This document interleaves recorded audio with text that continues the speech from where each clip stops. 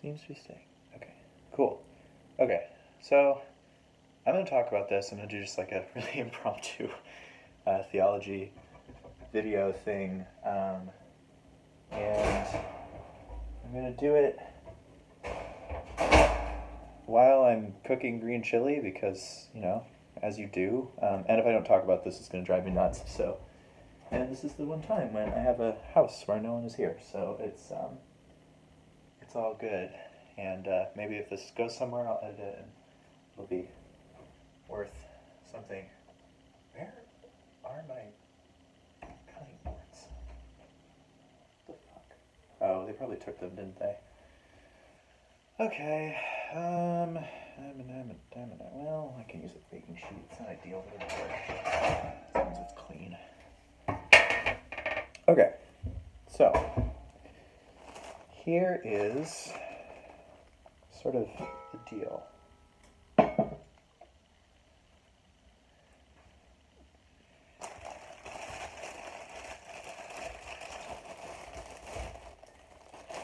So I've been thinking a lot about Christianity and the state of the world that we're in right now and what it is and just how it functions and how shitty it is in a lot of ways.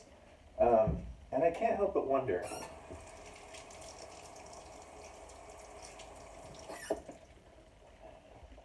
did it have to be this way? And the obvious answer is no, it didn't. Partly because, things are contingent on other things, and if something happens, it causes something else to happen. But partly, I think because, this is a really specific problem. It's like two problems to Christianity that have kind of created, and not single-handedly, there's always a million factors to anything, but that have done a large part of the work in creating just the sense of persecution complex and fear and anger and all these problems in evangelical Christianity that leads to just all of the shitty stuff that happens by them. And I say them, I used to be one of them, I'm not anymore, but everything changes. So I'm going to tie this to two particular trends, and I'll try and go through them one by one and kind of talk about them systematically. Maybe three trends. But the first is this sense of separatism and supersessionism as kind of the key moral failing of early Christianity, and really especially of medieval Western Christianity and onward. But I do think the roots, unfortunately, maybe go a bit deeper. So Willie Jennings talks very convincingly, very succinctly. Not succinct per se. It's a long book, but he, for such an incredibly complicated topic, he is very clear. And he lays out all the points, and it makes sense. So Willie Jennings, in his book Christian Imagination, talks about the origin of race as a classifying and stratifying structure, and he ties it to this idea that Christianity, particularly in the West, particularly in the medieval era, didn't know what to do with the Jewish people and Christianity's connection to Judaism by common heritage. And they basically divorced Jesus from his Jewishness in their eyes and simply kind of made him the rationalistic, lordly embodiment of whatever they were. Now, I don't think acculturation is purely to blame, or rather is the core of this problem. Obviously Christ in some ways is going to be different things to different people, and maybe should be to continue to speak the gospel to everyone, but I think what happened was that rather than, and Jennings talks about this, rather than seeing themselves as Gentiles, being grafted into the family of God by Jesus's work of creating a new family of God, or rather, not even a new family of God, but of expanding the family of God to add in the Gentiles in the plan of relationship. They saw themselves, the church, as superseding the Jewish covenant, the covenant that God made with the Jewish people. And that ended up causing problems because, once you basically divorce Jesus from his Jewishness as as a Jewish Messiah, whether you agree he was the Messiah or not is not the issue per se, but the fact that he's emerging out of a Jewish context, out of a observance of the Torah, one that he felt needed retooling because he felt that people had forgotten sort of the core of it, but he would see himself as a Torah observant Jew, as well as the Son of God and any other things that he saw himself as and that he was.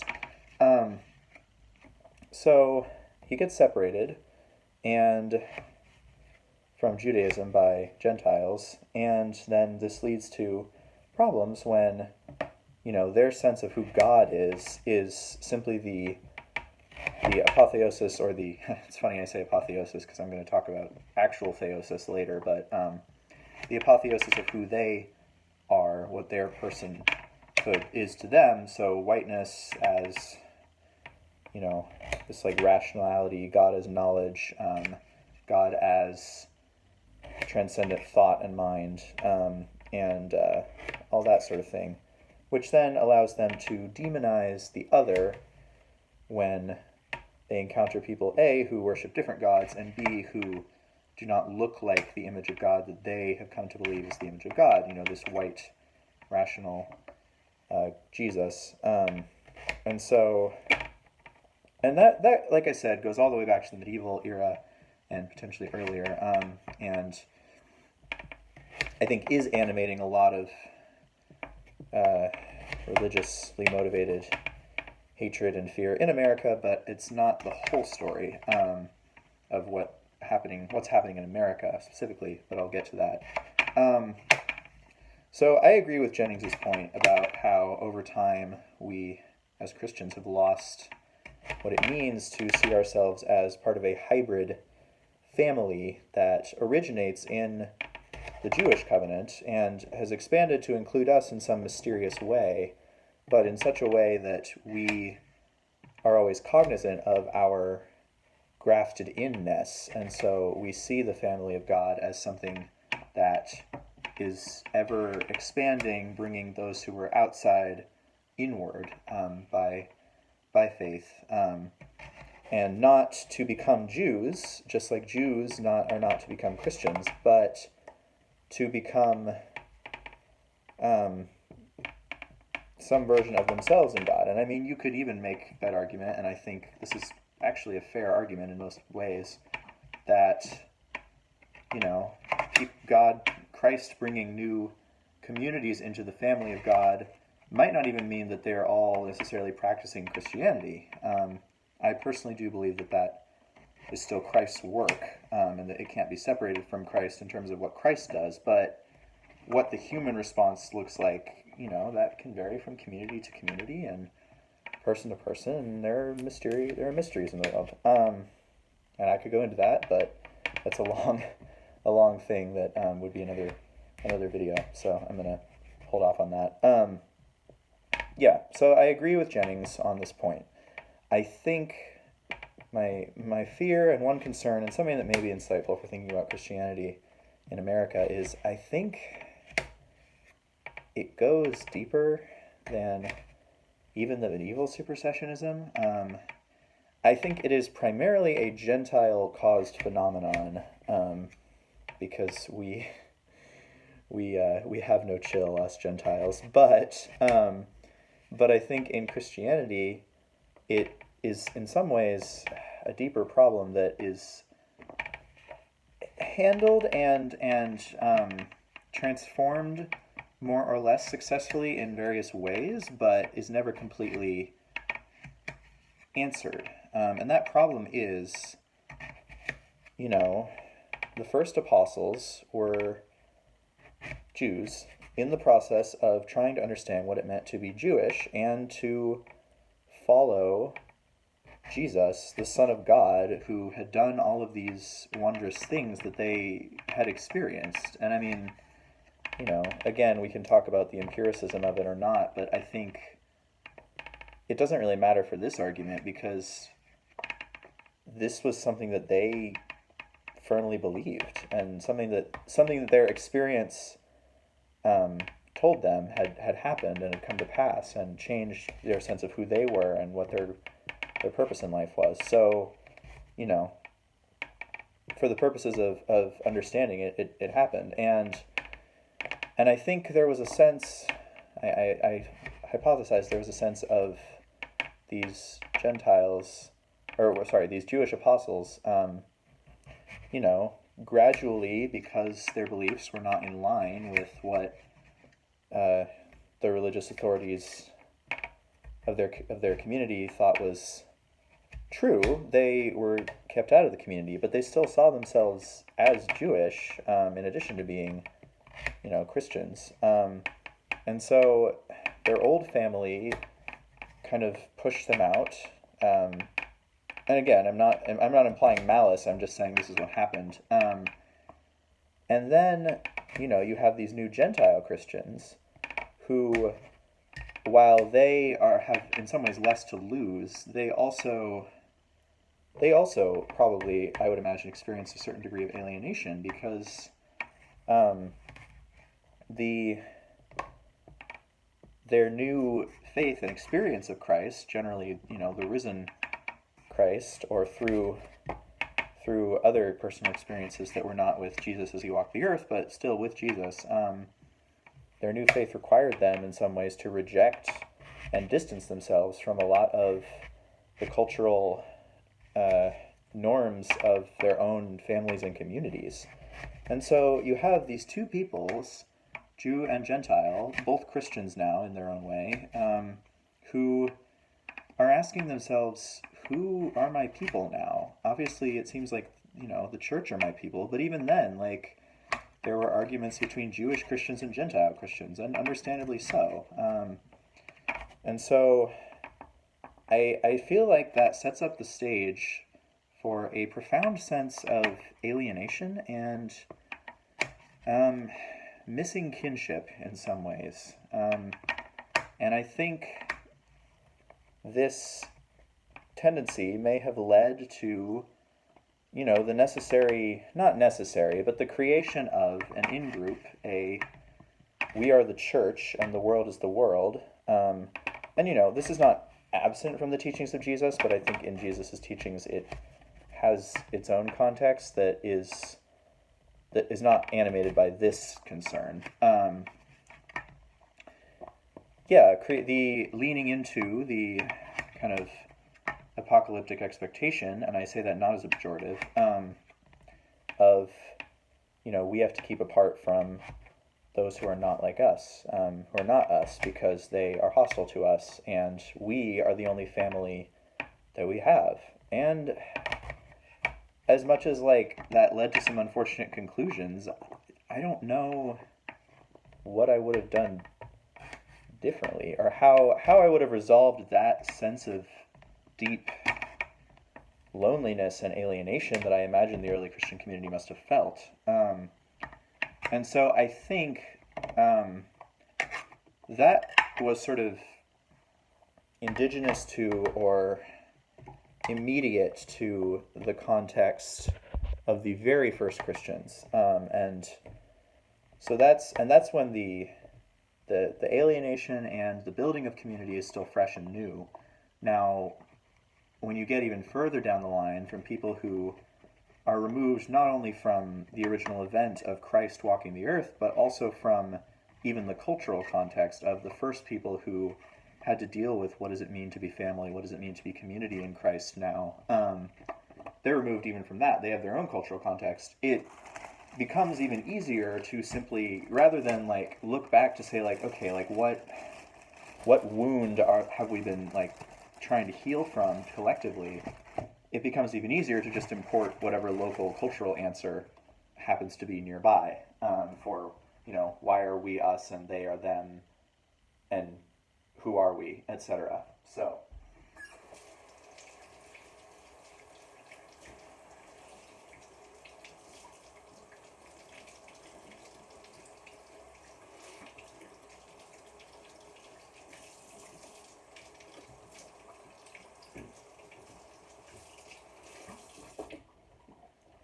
So that's sort of my expansion on Jennings, and that's, I think, one of the things that seems to be animating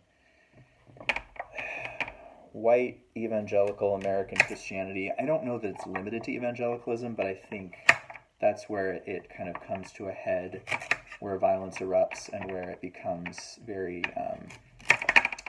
dangerous. And I'll tie these all together as best I can as we go. So that's one problem, this sort of sense of alienation that is then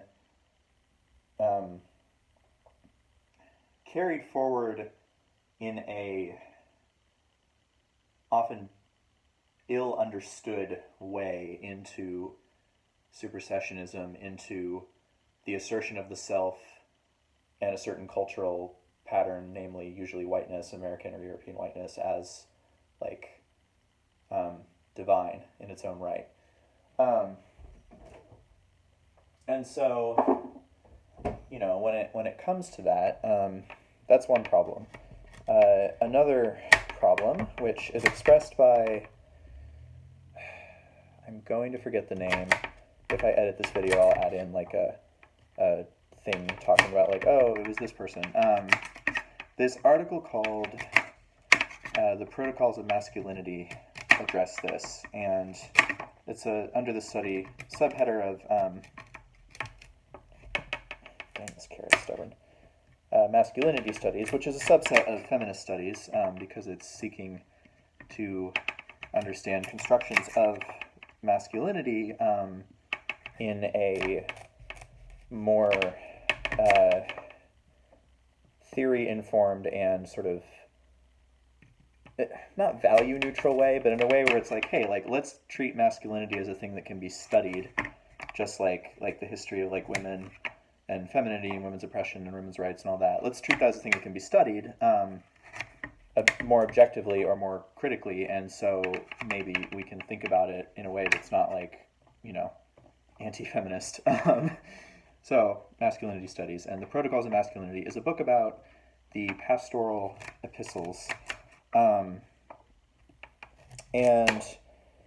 the Pastoral Epistles are in the scriptural canon, 1st and 2nd Timothy, and Titus. So a short part of the New Testament, which is attributed to St. Paul, may or may not have been written by St. Paul. I'm not normally a huge, investor in, source criticism of, who wrote what. It's not to say it's not interesting or important, but from a faith perspective, it's not necessarily the crucial thing. But I think it's interesting here because if we assume that Paul wrote these, then we kind of have to attribute a lot of the problematic elements to Paul. If we assume that Paul didn't write these, we may be able to let the apostle off the hook a little bit. I'm not necessarily invested in doing either. I have my own problems with Paul, but regardless, these epistles are a thing that exists, and they made it into the canon. So the idea that these authors of the article articulate is that 1st and 2nd Timothy and Titus in particular are men's discourse addressed to men primarily, encouraging them to adhere to a certain conception of masculinity, one that is particularly invested in rationality, control, especially self-control, but not exclusively, and unaffectability, uninfluenceability, impassibility. I mean, basically the perceived value of not being able to be influenced, swayed, or affected. To be, I guess, like a self-strong, self-sufficient agent who makes one's life courses completely apart from the influence of any other thing except maybe Jesus. But Jesus is not terribly present in the epistles, if I remember correctly. Those epistles, anyway. So it gets weird. But anyway, yeah, so what it is it expresses this, and it kind of expresses it in a way that goes against valuing the contributions of women, but also just of anyone who is influenced by strong emotion, or in their conception is influenced by strong emotions. I'm not making an assumption about women or men. Everyone has emotions. Everyone feels them in roughly biologically similar ways that are affected maybe differently by social realities. But yeah, that's a whole other conversation. But the point is, the authors of the epistle think that women are more easily swayed or whatever, or more emotional, these sorts of things. And so it also looks down on men who act that way. And you can see why I have an issue with this, but where it gets interesting is, I think, the emotional life of American evangelical white Christianity is, I mean, where it draws from charismatic traditions, it does have a emotional component, but I think in its theological assertions, it's kind of emotionally starved in a lot of ways. And that may be why, they kind of had to re-import mysticism of a sort, because you kind of have to have, feeling to be able to actually, believe in something. And hence, hence megachurch worship, hence various other things, which in and of themselves, I would say, are value neutral. But in the context of being the substitute for, connection with one's emotions, as opposed to the a tool or a supplement, it has its problems. But anyway, so I think all of this coalesces, the sense of alienation that is then adapted into cultural and white supremacy, and the condemnation by a certain Christian worldview of being in touch with emotion, of being affected, of being intense or even swayable, it all kind of coalesces into, if those were my investments, I would also be fairly convinced by capitalism and, social conservatism, because it's defending power, it's defending self-sufficiency, it's defending this idea that, any concession or compromise or ultimately even empathy makes you weak, which, as the authors of this article, The Protocols of Masculinity, point out, that's not the masculinity of Jesus. It's not even the masculinity of John the Baptist or of Paul.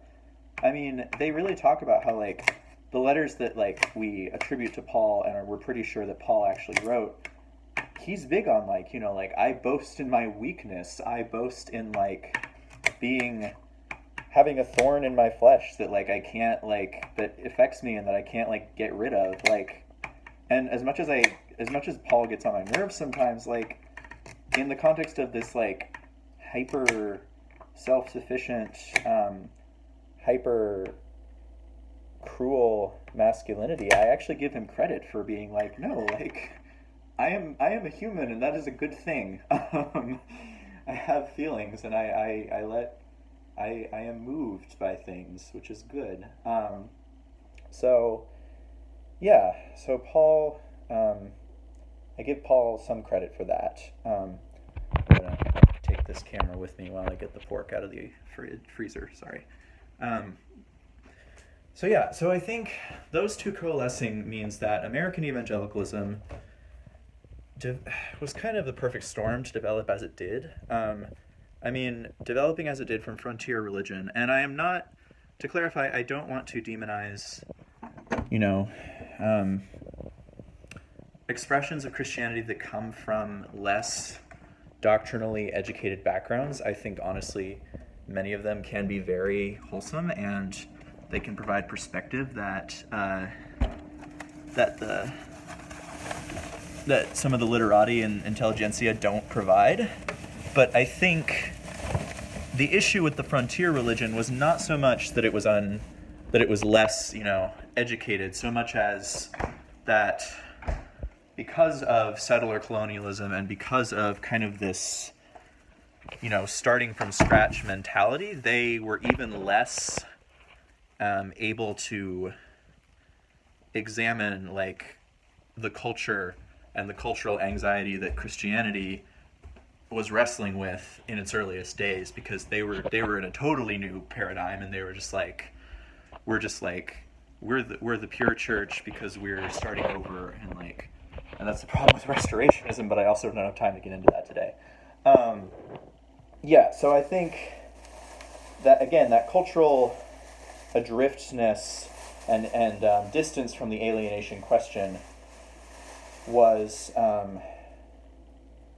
a large part of what made it difficult for the predecessors to American evangelicalism to really know what they were dealing with. And then, on top of that, you have the whole issue of Christianity, American evangelicalism, buying into kind of this protocols of masculinity narrative where it's weakness to be swayed, to be influenced, to have anything but full control and power over your situation, your surroundings, and your person. And that is associated specifically with masculinity. And you can see how that was ripe for American capitalism. Now, my question, which I don't yet have an answer for, is how did this one narrative that is most present in the Pastoral Epistles, and even where it's beyond the Pastoral Epistles, it doesn't seem to much go beyond the letters of Paul. The Gospels are weird, but they don't tend to do the specific gender politics kind of thing. I mean, certainly there are gender politics in how Jesus interacts with women, often fairly radical and countercultural ones, which is kind of cool. But Jesus, from what I can tell, and seems to be more invested in talking about a reality and a way of life. Sorry, give me just a minute. That can be, that is uplifting for everyone, and that can be applied by everyone, and is more concerned with the kingdom in terms of living an alternative reality than with how do you comport yourself by the world's standards. So it's not really in the Gospels. I would argue it's also not really in the epistles of John, James, and Jude. They are much more on the what does it look like to build community? What does it look like to fight against capitalism? I mean, it's very hard to make any capitalist case out of James, which may be why Martin Luther and other early Protestants didn't like him much. So that's a thing. Hang on, I gotta get this defrost working.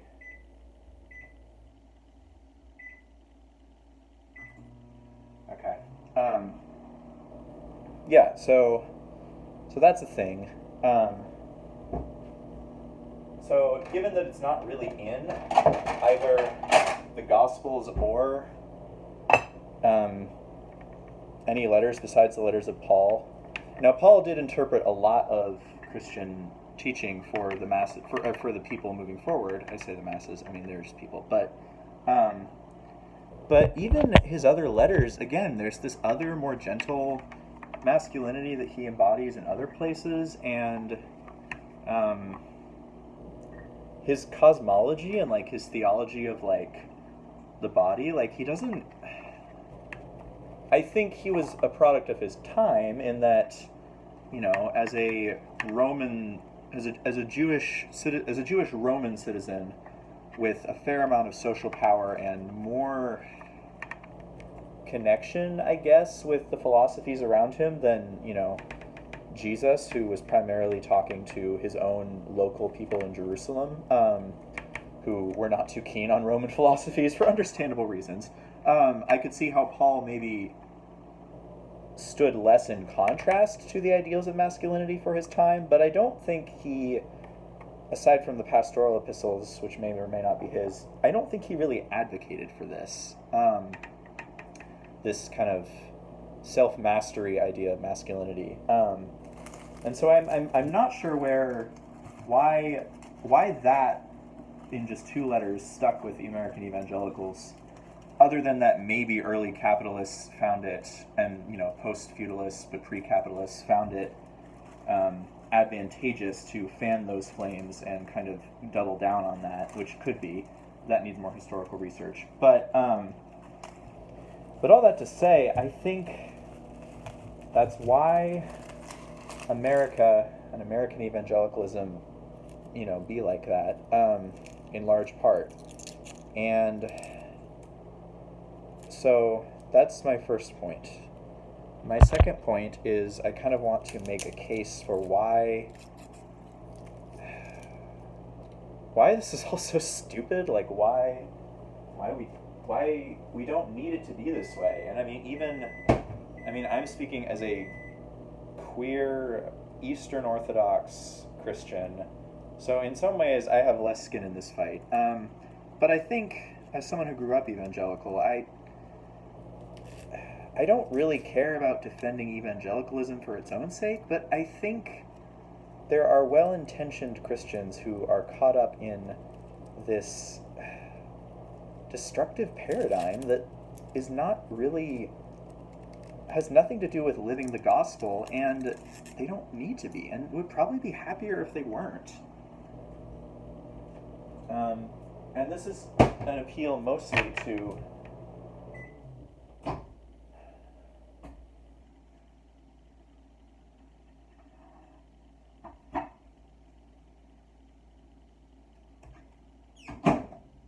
sorry, more defrosting. Give me just a minute.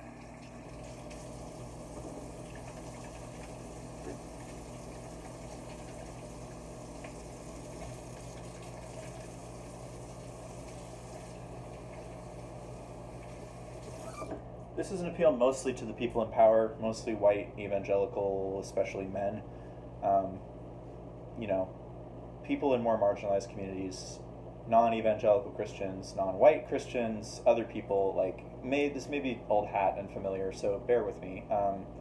But, like, assuming that the, you know, contemporary evangelicals, people who usually vote Republican and are all these things, you know, are a certain way, like, I think what I critique and what I'm going to question is not so much, like, your denomination or, like, your, you know, particular ways of worship or whatever, but this idea that, like,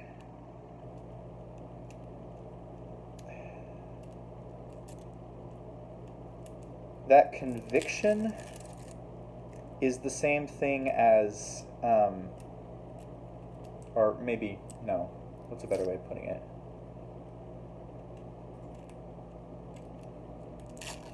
The idea that control and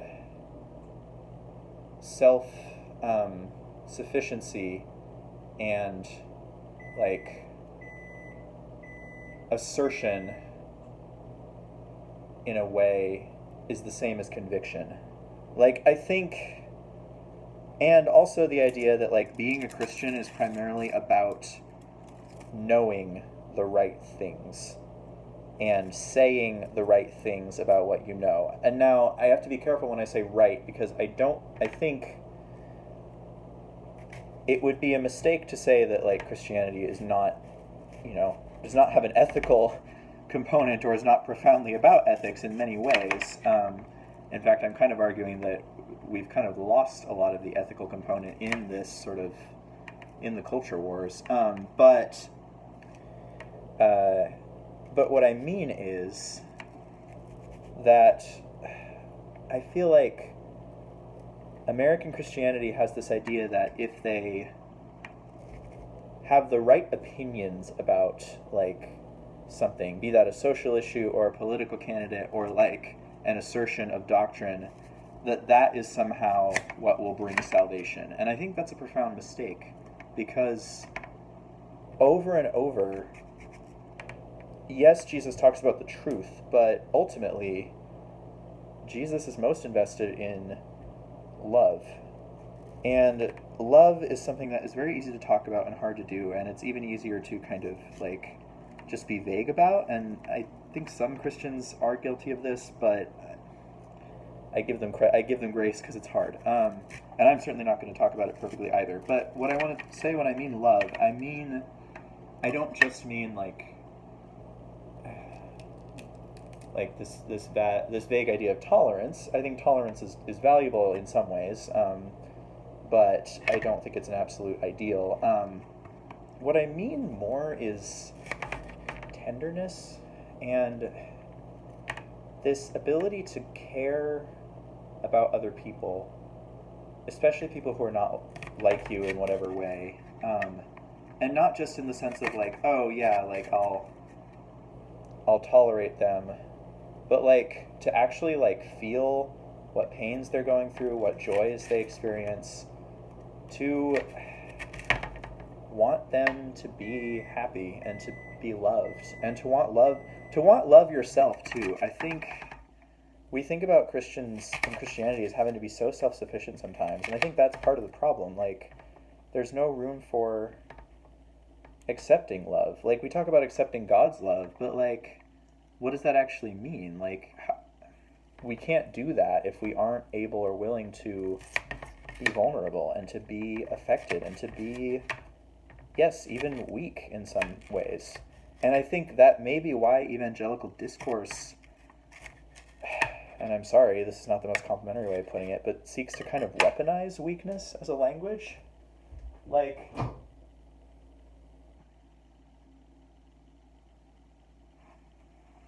evangelical songs are all about like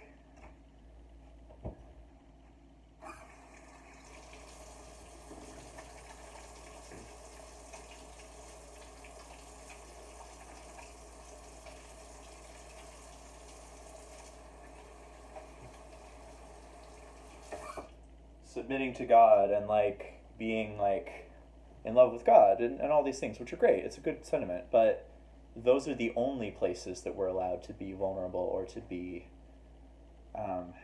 needy or to be weak in whatever way. And I think if we were to broaden that, we might have a better chance of getting at the real love that Jesus talks about.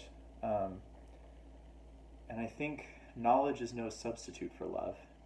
And I think the realization of that is what will have to happen for American white evangelicalism to grow a conscience, and to care about people who are not them.